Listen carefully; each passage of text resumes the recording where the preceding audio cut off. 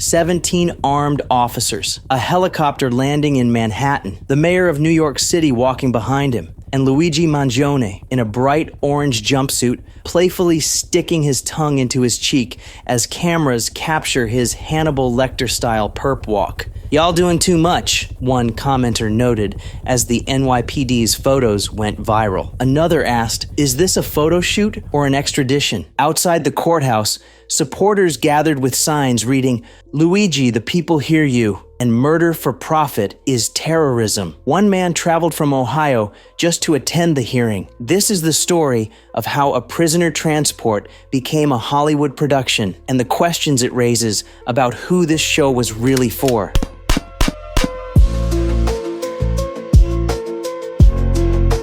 From TacoCast Studios, this is Delay, Deny, Depose. I'm Johnny Lama. Today, we examine what might be the most theatrical prisoner transport in New York history and why authorities felt the need to turn an extradition into a spectacle.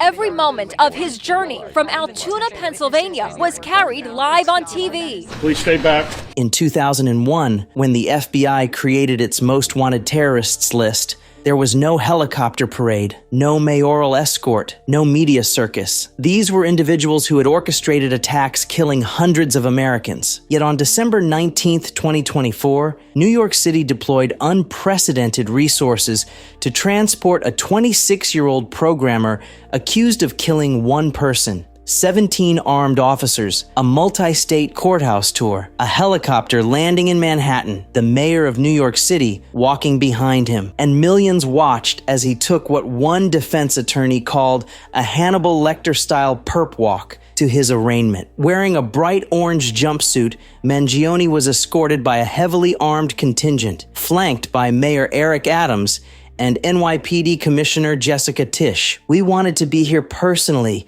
to symbolize leading from the front," Mayor Adams declared. But online, a different narrative emerged. "Y'all doing too much," one commenter noted. Another asked, "Is this a photo shoot or an extradition?" Author Joyce Carol Oates observed, "More likely, law enforcement officers want to be on camera with the CEO assassin. Exciting for them to see themselves on news bulletins and show their children videos of 'here's what your daddy does at work.'" Defense attorney Jeremy Salin noted, "It was almost reminiscent of Hannibal Lecter." CNN correspondent Bryn Gingras remarked she'd never seen anything like it. The NYPD's photos went viral within hours. Some users suggested they looked like album covers. Others compared them to scenes from a Hollywood movie. Consider this: when the FBI captured Daniel Andreas Sandiego, one of their most wanted terrorists, in Wales last month, it warranted barely a press release. When they transported 9/11 mastermind Khalid Sheikh Mohammed, there was no mayoral escort. Eric Rudolph, the Olympic Park bomber,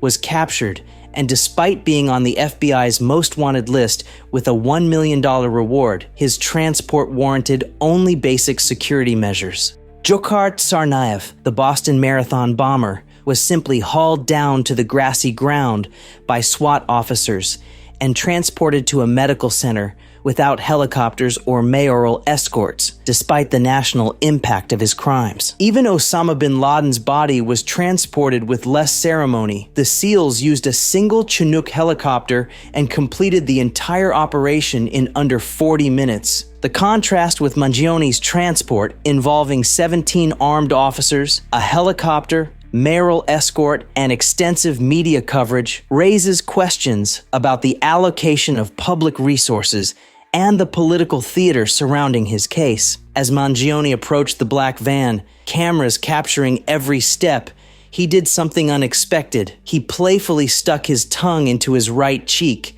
glancing toward the cameras. As former NYPD Detective Sergeant Felipe Rodriguez noted, the security measures for Mangione were comparable to those afforded to visiting diplomats and dignitaries. Meanwhile, outside the courthouse, supporters gathered with signs reading "Support Hero Luigi Mangione." A defense fund had already raised over $159,000. The theatrical nature of the transport raised questions. Why did it require multiple vehicles including a plane and helicopter. Why was the mayor personally involved? And perhaps most importantly, who was this show really for?